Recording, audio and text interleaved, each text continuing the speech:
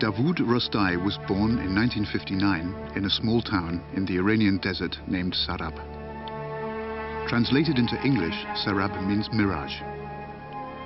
Davood was born on the borderline between the visible and the invisible world, between this and the other world, between Orient and Occident.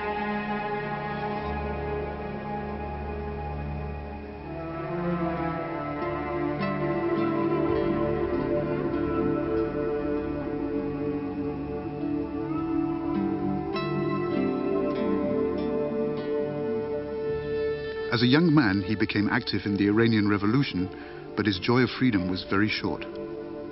The Khomeini regime arrested him and imprisoned him for 2 years.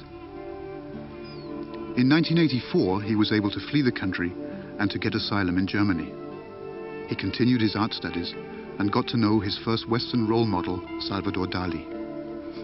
Davood's first paintings are surrealistic attempts to alienate reality and to suspend the border between dream and everyday life. Like Dali, Davood likes to play with different disguises and parts. He dresses as a bullfighter. He becomes a wrestler. He goes on stage as a singer and a bard, or he wears the robes of a Sufi ascete. Davood Roostaei is a fighter and a seeker. He is searching for a new dimension within his painting. He wants to bring forward his insights into the other realities to the canvas. For several weeks he wrestles with himself.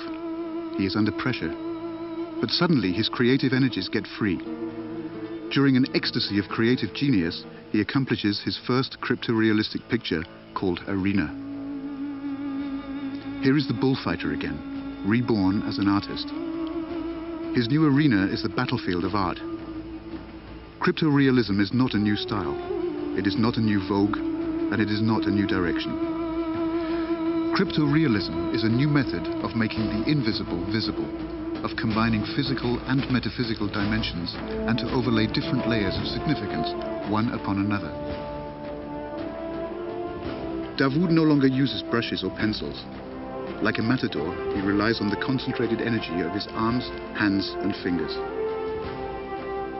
The crypto-realistic method was developed during the revolutionary period of glasnost and perestroika. Davood foresaw the collapse of world communism and anticipated the fall of the Berlin Wall and the German reunification in a series of crypto-realistic visions.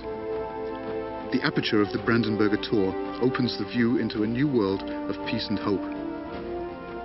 But the painter is not blind to the dangers of human self-destruction.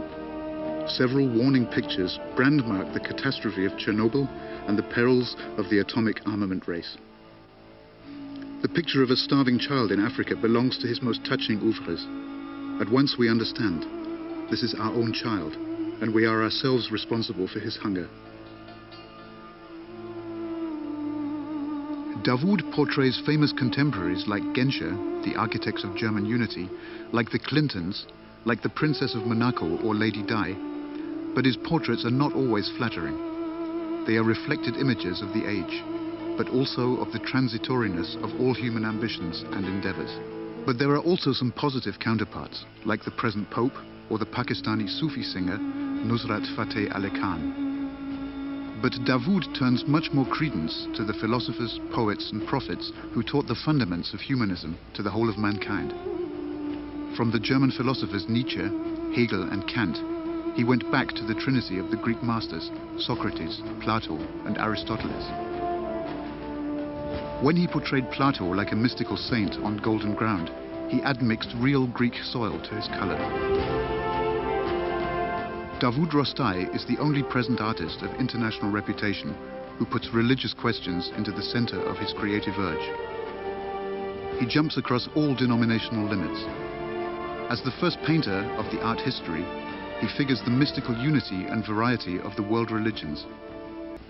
Like Chagall, Davood Roostaei is a dancer and interpreter of dreams, a border crosser between heaven and earth, a crypto-realistic messenger out of the land of promise.